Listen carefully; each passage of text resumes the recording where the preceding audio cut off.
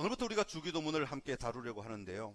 주기도문, 그러면 우리는 주기도문 그냥 주기도 그냥 어떤 기도의 이름 정도로만 여기고 아주 가볍게 여기는 단어 가운데 하나가 주기도문입니다. 그런데 주기도문을 좀 제대로 다시 표현한다면 주님께서 가르쳐 주신 기도라는 의미를 가지고 있습니다. 너무 당연한 말인데 그렇게 설명을 하십니까? 많은 사람들이 그렇게 생각하지 않고 있기 때문에 제가 설명을 드리는 겁니다. 주기도문은 주님께서 가르쳐 주신 기도라고 하는 것이죠. 여러분, 세상에는 수많은 기도가 있습니다. 한 여인이 정한 수를 떠놓고 새벽마다 정성을 들이며 손바닥이 닳도록 비비며 하는 기도도 있습니다. 이것도 기도라고 이야기합니다. 자, 그렇다면 이 기도는 어떤 내용으로 드려지겠습니까? 기도를 드리는 이 사람이 마음에 가지고 있는 소망, 예를 들어서 우리 아들이 대학에 들어가게 해주십시오 라는 것 때문에 기도하고 있다면 지금 그 소망, 마음에 가지고 있는 생각을 기도라고 하는 것을 통해서 지금 이야기하고 있는 겁니다. 기도라고 하는 것을 통하여 풀어내고 있다, 그 말이죠. 다시 말하면 이 기도하는 사람의 가치나 생각이나 정신을 기도라는 통로를 통해서 지금 풀어내고 있는 겁니다. 그러기에 이 기도는 이 여인의 기도, 이 할머니의 기도, 이 남자의 기도, 그렇게 규정할 수 있는 거죠. 이거는 다른 모두의 기도가 아니라 바로 이 사람의 기도라고 하는 것입니다. 예수님께서 등장하시기 전부터 기도는 다 있었습니다. 구약시대에도 기도가 있었고, 특별히 예수님이 사역하시던 초기 시대에도 기도가 있었습니다. 바리새인들도 기도를 하였습니다. 에스네파 사람들도 기도하였습니다. 서기관들도 기도를 하였습니다. 더 나아가 세례요한도 기도를 하였습니다. 자, 그런데 그들은 기도를 자기가 할 뿐만 아니라 그 기도를 자기를 따르는 사람들에게 가르쳤다고 하는 겁니다. 여러분, 왜 가르쳤겠습니까? 기도를 왜 가르쳤겠습니까? 내가 기도하는 내용은 내가 가지고 있는 가치, 생각, 사고방식, 정신을 말로 풀어내는 것이라고 말씀을 드렸습니다. 그러니 나를 따르는 사람도 나와 동일한 가치, 나와 동일한 생각, 나와 동일한 정신을 같이 가지고 있어야 나를 따르는 자가 될 수 있기 때문에 그 사람들이 드는 기도를 가르쳐서 그들도 나와 동일한 기도를 하게 만들었던 것입니다. 이해가 되십니까? 그래서 가르치는 기도를 가르쳤다고 하는 것은 굉장히 중요한 의미를 가지고 있습니다. 예수님께서 세례요한에게 세례를 받으셨습니다. 그런 다음에 예수님께서 공생애를 시작하시면서, 이 3년 반의 공생애를 시작하시면서 가장 먼저 외치신 말씀이 뭡니까? 회개하라, 천국이 가까웠느니라. 다시 말하면 회개하라, 하나님의 나라가 가까이 왔느니라 라는 것을 선포하신 것입니다. 그때부터 예수님은 온 마을을 다니시면서 계속하여 선포하신 것이 바로 하나님의 나라였습니다. 하나님의 나라가 임하였다, 하나님의 나라가 임하였다는 것을 여러 가지 다른 말로 표현하셔서 설명하셨던 것이죠. 여러분, 요한이 가르친 하나님의 나라도 비슷한 부분도 있지만 주님이 가르치신 방법은 전혀 다른 것으로 접근을 하셨습니다. 요한은 낙타토롯을 입고 사막에 살면서 금욕적 생활을 함으로 하나님 나라의 운동을 하였다면, 예수님은 그 사람들 속에 들어가서 그 사람들 안에서 죄인들 속에 들어가셔서 죄인들을 영접하시고 하나님의 용서를 선언하고 죄인들을 찾아가셔서 그들과 함께 먹고 마시며 잔치를 벌이시며 하나님 나라를 선포하신 것입니다. 겉으로 보기에는 분명한 세례 요한의 가르침과 예수님의 가르침은 차이가 있었습니다. 그럴 때에 예수님을 따르기 시작한 사람들, 다시 말하면 초기에 예수님을 따르기 시작한 사람들은 누구였는가 하면 요한의 제자들이 많이 있었습니다. 요한의 제자들이 예수님을 따르기 시작하면서 예수님께 나아왔습니다. 그리고 이제 뭐라고 말하는 거니까, 예수님, 우리에게도 기도를 가르쳐 주십시오, 그렇게 묻는 겁니다. 왜냐하면 요한을 따를 때는 요한이 가르쳐준 기도로 기도를 하였다는 것이죠. 그 말은 무슨 말입니까? 요한이 가지고 있던 가치관, 요한이 가지고 있던 생각, 요한이 가지고 있던 신학, 요한이 가지고 있던 정신을 우리가 배워서 그대로 기도하며 살았습니다. 그런데 이제는 우리가 예수님을 따르게 되었으니 이제는 예수님의 생각, 예수님의 가치관, 예수님의 정신을 우리에게 가르쳐 주십시오. 그러면 우리가 그것을 기도로 드리며 그 기도한 내용대로 살겠습니다 라는 고백이 담겨져 있는 것입니다. 여러분, 주기도문은 오늘 우리가 읽은 마태복음 6장과 누가복음 11장에 나와 있는데, 6장은 주기도문의 전문이 나와 있지만 마태복음 6장에는 전문이 나와 있지만 누가복음 11장에는 좀 요약되어 나와 있죠. 그런데 누가복음 11장에 보면 이런 오늘 기록되지 않은 앞부분을 조금 기록하고 있습니다. 예수님께서 기도하고 나오실 때 제자 중 하나가 묻습니다. 우리에게도 기도를 가르쳐 주십시오. 이 말은 기도를 할 줄 모르기 때문에 기도를 가르쳐 달라는 것이 아니라 예수님의 기도를 가르쳐 주십시오. 이제부터 우리가 예수님을 따르게 되었으니까 우리가 어떻게 기도하며 무엇을 믿으며 무엇을 가지고 살아야 하겠습니까? 어떻게 살아야 하겠습니까? 그런데 그것을 우리에게 알려주십시오. 그렇게 요청한 겁니다. 그때 예수님이 뭐라고 말씀하셨어요? 너희는 이렇게 기도하라. 그렇게 말씀하신 것입니다. 그것이 바로 주님이 가르쳐 주신 기도, 주기도문인 것입니다. 오늘 나오는 마태복음에서 주님이 가르쳐 주신 기도는 산상수훈이라고 불리는 예수님의 가르침 중간에 놓여져 있습니다. 여러분, 산상수훈이라고 들어보셨습니까? 들어보셨어요? 전혀 모르시는 분들 같이 눈을 말똥말똥하고 계시면 제가 참 당황스럽습니다. 예수님이 첫 번째 가르치신 부분이 산상수훈인데 마태복음 5장, 6장, 7장에 나오고 있습니다. 그래서 마태복음 5장, 6장, 7장은 예수님께서 공생애를 시작하시면서 하나님 나라의 정신, 하나님 나라의 가치를 선포하기 시작하신 것이죠. 그래서 내가 선포하는 하나님의 나라는 이런 것이다 라고 가르쳐 주신 것입니다. 그래서 이 하나님의 나라는 추상적인 나라가 아니라 오늘 내가 살아가고 있는 여기서 우리가 다시 오실 예수님을 기다리며 어떻게 살아야 할 것인가를 구체적으로 가르쳐 주신 것이 바로 산상수훈 마태복음 5장, 6장, 7장이라고 말하고 있습니다. 5장에 나오는 팔복을 통하여서 8가지 복에 대해서 하나님 나라의 백성들은 어떤 사람들이 되어야 하는가 하는 것을 가르쳐 주셨습니다. 하나님 나라의 백성이 되려면 하나님 나라의 백성은 심령이 가난한 자가 되어야 한다. 애통하는 자가 되어야 한다. 온유한 자가 되어야 한다. 의에 줄이고 목말라 하는 자가 되어야 한다. 긍휼히 여기는 자가 되어야 된다. 마음이 청결한 자가 되어야 된다. 화평하게 하는 자가 되어야 한다. 의를 위하여 박해를 받는 자리에까지도 나아가는 자가 되어야 된다. 그렇게 말씀하셨습니다.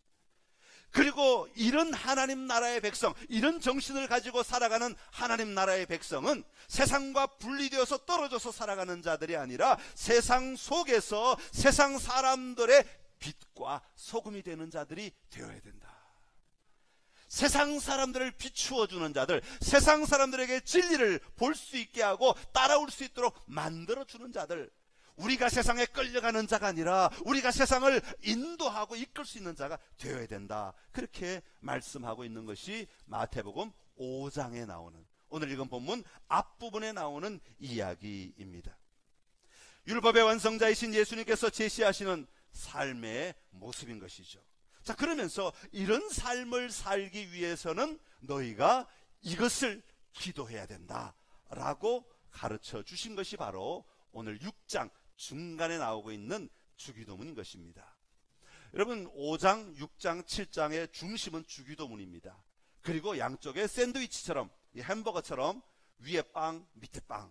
그래서 위에 하나님의 나라 가치, 밑에 한 7장에 하나님 나라의 가치, 그 다음에 어떻게 살아가야 될 것인가를 구체적으로 접근하다가 가장 엑기스로 나온 것이 바로 주기도문이 되는 것입니다. 우리가 하나님을 믿고 하나님의 자녀로 살아가면서 알아야 될 것들이 몇 가지가 있는데요.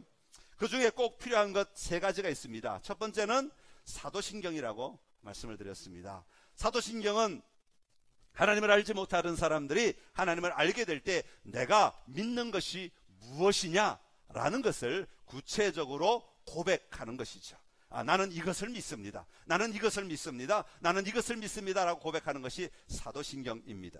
그래서 신앙의 입문 과정에, 신앙으로 들어올 때, 하나님의 자녀가 될 때에 고백해야 하는 내용들이 바로 사도신경이라고 말한다면, 하나님의 자녀가 된 사람들이 어떻게 살아가야 될 것인가를 말하는 것이 바로 두 번째 십계명입니다. 그래서 십계명은 구약시대에만 해당되는 것일 뿐만 아니라 오늘 우리 모두에게 해당되는 그리스도인들, 하나님의 백성들의 삶의 윤리, 삶의 규범, 너희들은 이틀 안에서 사는 자가 되어야 된다라는 것을 말해주고 있는 것이죠. 자, 그 다음에 세 번째로 이렇게 십계명 안에 들어와서 그 규범대로 살아가는 사람들이 그러면 무엇을 바라보고 어디로 갈 것인가, 이 방향성을 제시해 주는 것이 바로 주기도문입니다. 그래서 주기도문의 기도는 과거를 이야기하는 것이 아니라 미래를 이야기하는 것이죠. 아, 내가 이렇게 살아가겠습니다. 내가 이 방향으로 살아가겠습니다. 주님이 원하시는 이 길을 내가 걷겠습니다. 내가 이렇게 행동하겠습니다. 내가 이렇게 살겠습니다. 라고 이야기하며 선포하는 것이 바로 주기도문인 것입니다. 그렇기 때문에 우리는 주기도문을 가지고 기도할 때마다, 고백할 때마다 내 삶도 같이 변화되겠습니다 라는 것을 함께 고백하는 기도가 되어야 하는 것입니다.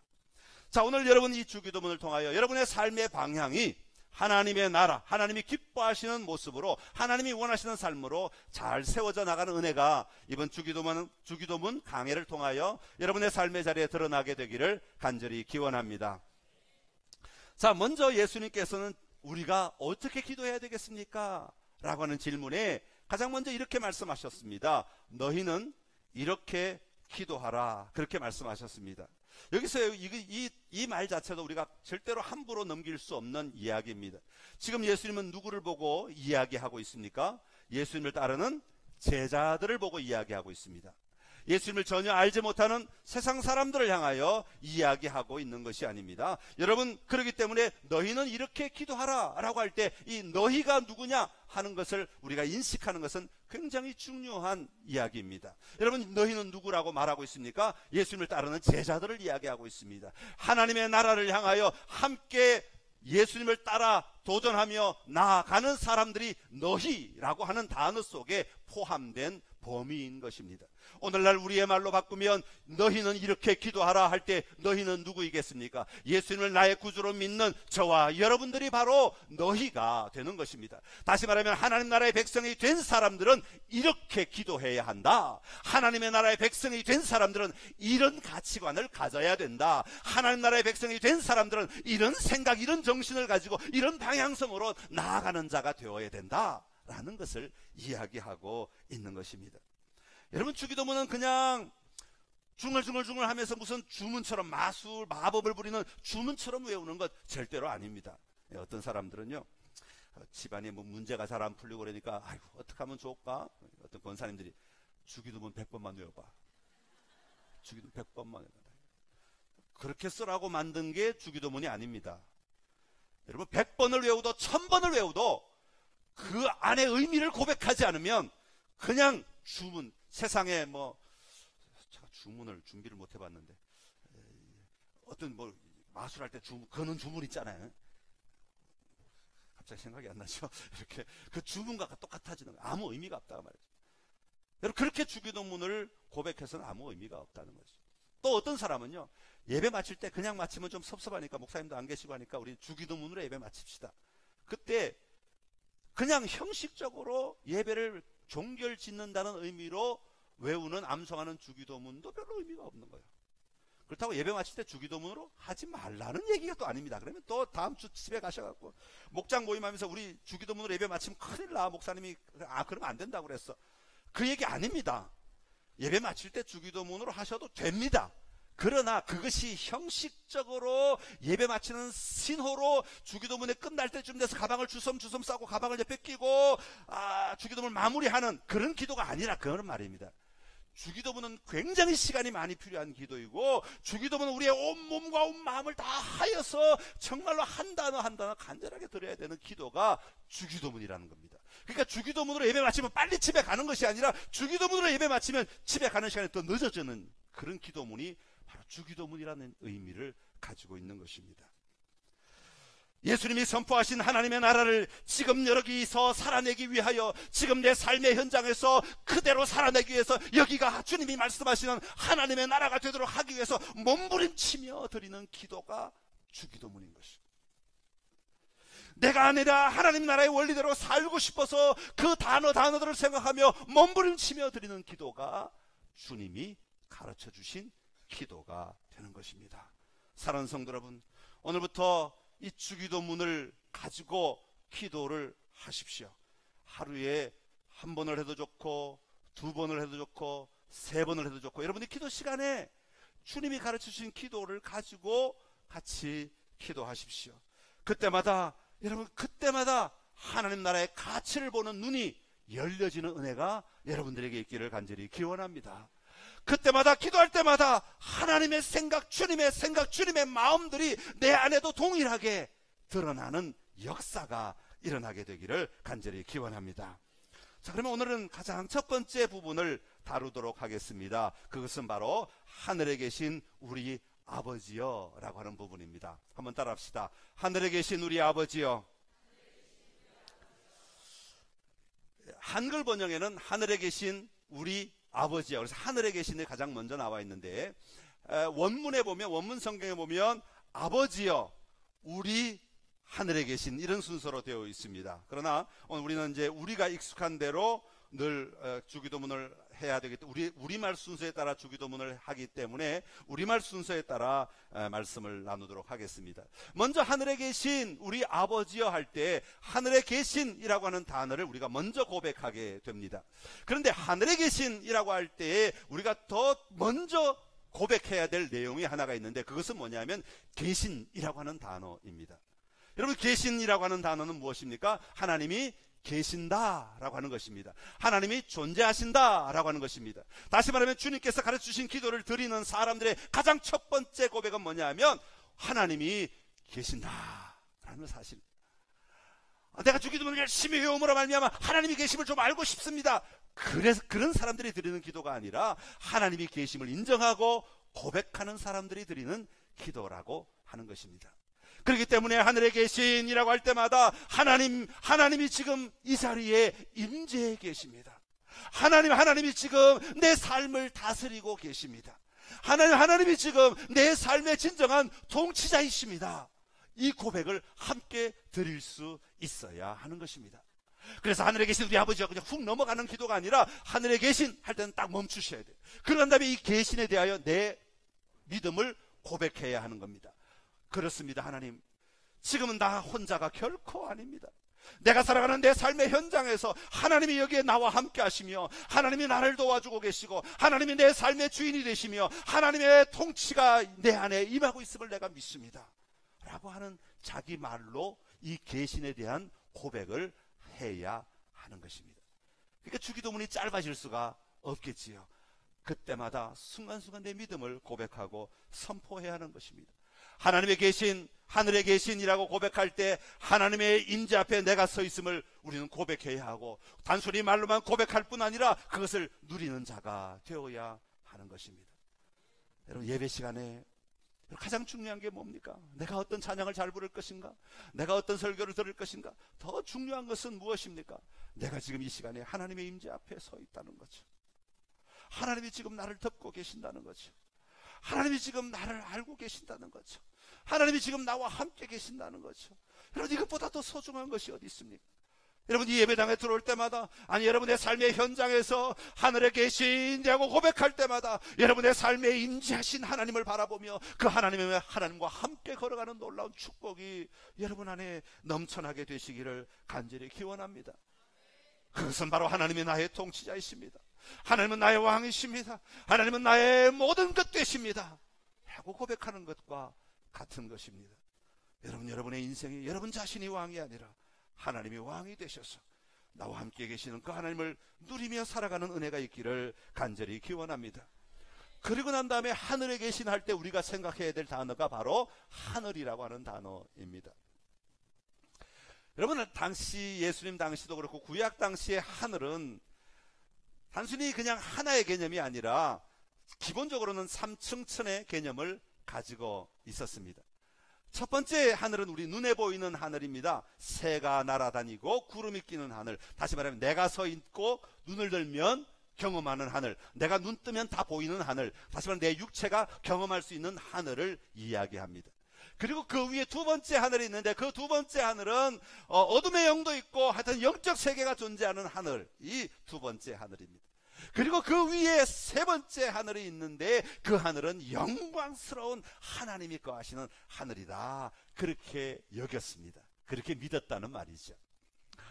그러니까 이게 하늘에 계신이라고 할 때 이 하늘은 단수가 아니라 복수로 사용되고 있습니다. 그러니까 하늘에 계신을 단수로 보면 아마 3층천에 계시는, 제일 꼭대기에 계시는, 나와는 보이지도 않고 느껴지지도 않고 저 멀리 거룩하시고 영원하신 하나님의 존전에 계시는 저 하늘만 생각할 수밖에 없을지 모르지만, 하늘들의 계신이라는 말은 내가 눈으로 보고 느낄 수 있는 여기에도 계시고, 내가 느끼지 못하는 저 너머 하나님의 거룩한 존전에도 계시고, 어디에나 계시는 하나님을 선포하는 단어가 바로 하늘에 계신할 때 하늘이라고 하는 단어인 것입니다.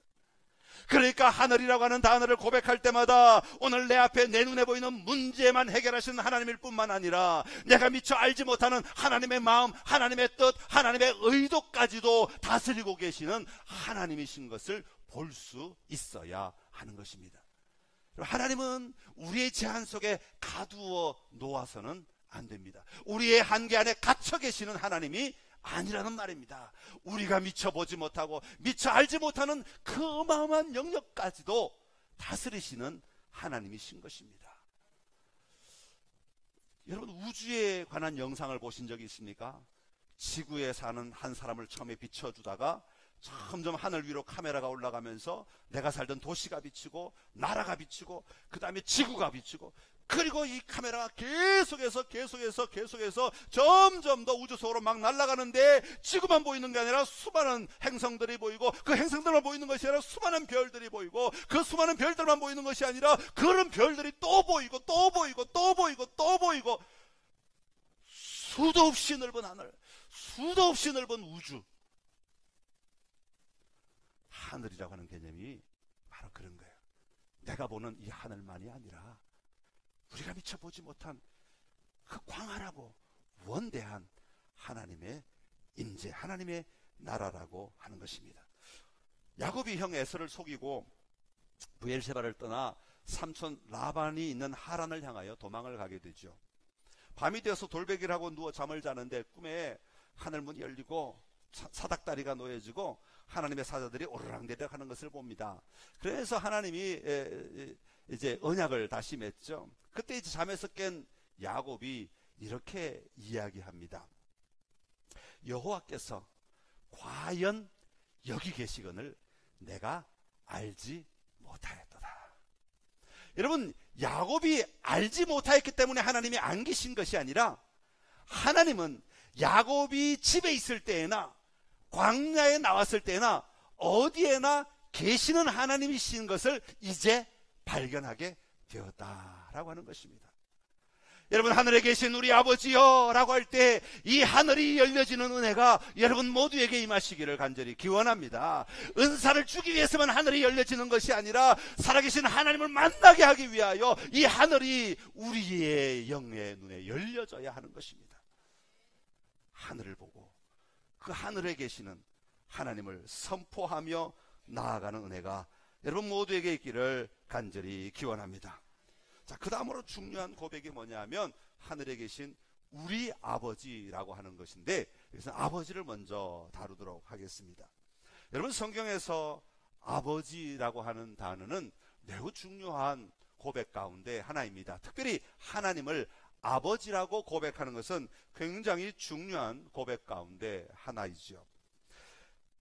아까도 말씀드렸습니다만 원문에 보면 주기도문의 첫 글자가 아버지라고 말씀드렸습니다. 또 아버지를 그냥 아버지라고 근엄하게 부르는 아버지가 아니라 아빠라고 하는 단어로 사용하게 되었다 하는 것이죠. 여러분, 한번 상상을 해보십시오. 주님께서 기도를 가르쳐 주실 때 너희가 하나님 아버지께 팍 달려와서 품에 팍 안겨가지고 아빠 하고 시작하는 거예요.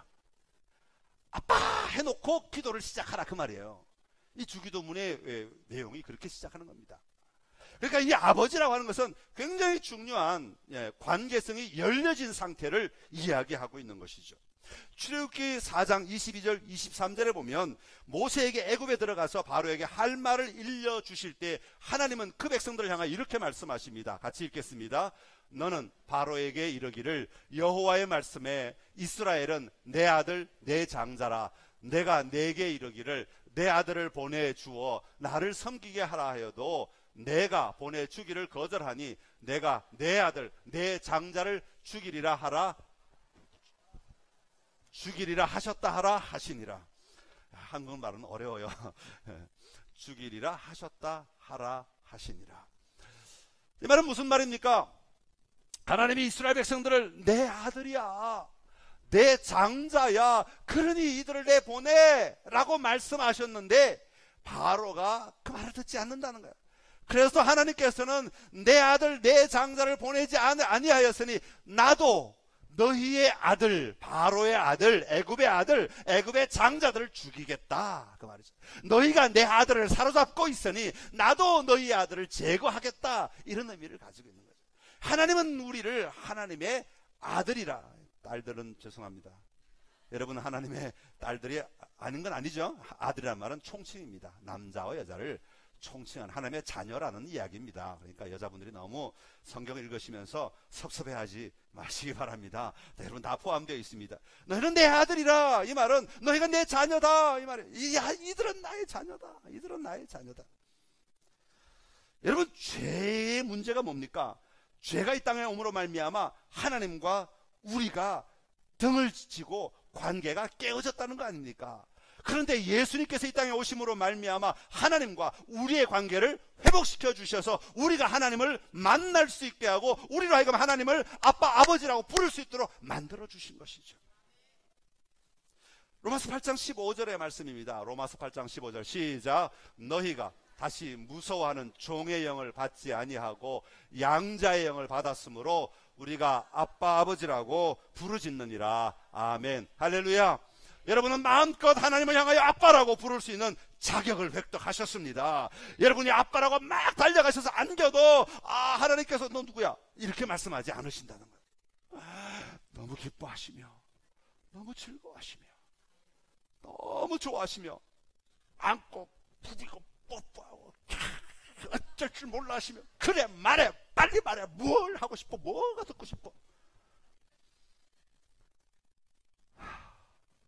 너무 좋죠.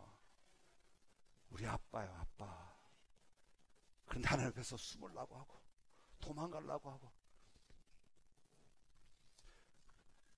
하나님을 누리 아빠로 누리는 은혜가 여러분 모두에게 있기를 간절히 기원합니다.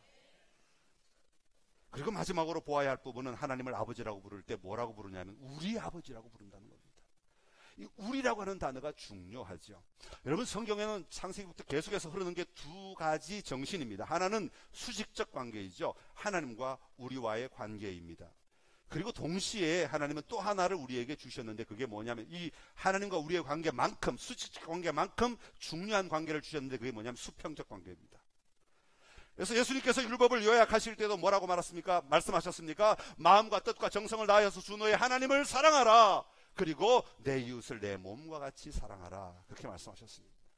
그러니까 우리가 이 땅을 살아가면서 하나님 나라의 백성으로 살아갈 때 하나님만 잘 믿으면 된다 라고 하는 것은 반쪽짜리 신앙인 겁니다. 하나님을 잘 믿는 만큼 우리의 이웃들을 향하여서 우리가 하나님의 나라의 정신을 가지고 대하며 사는 자들이 되어야 한다 하는 겁니다. 하나님을 즐거워하면 이웃들도 즐거워할 수 있어야 되고, 하나님을 기뻐하면 우리가 이웃들을 위하여도 같이 공감하며 기쁨을 나눌 수 있어야 한다는 것입니다. 이 하나님과의 관계가 중요한 만큼 이웃들과의 우리의 관계가 매우 매우 중요한 것이죠. 그래서 우리 그리스도인들은 아파하는 사람들이 있으면 함께 아파할 줄 아는 자가 되어야 됩니다. 아니 나는 기도만 할래. 나는 저 사람 상관없어. 나는 나 혼자 잘 믿으면 되지 뭐. 교회 와서 기도만 열심히 하면 돼. 이것 갖고는 모자란다 그 말입니다. 그게 틀렸다는 말이 아니라 그것 갖고는 모자란다는 거예요. 완전하지가 않다는 겁니다. 아파하는 사람이 있으면 정말 아프구나, 힘들구나 하고 아파해 줘야 돼. 기뻐하는 사람 챙기면 정말 잘한다, 같이 기뻐해 줘야 됩니다. 함께 즐거워하는 자에게 있으면 함께 즐거워해 주라는 겁니다. 이게 바로 주님이 우리에게 가르쳐 주신 주기도문 안에 포함된 우리라고 하는 단어의 의미인 것입니다. 마태복음 요 바로 앞에 보면 5장 23절 24절에 이렇게 기록하고 있습니다. 같이 읽습니다.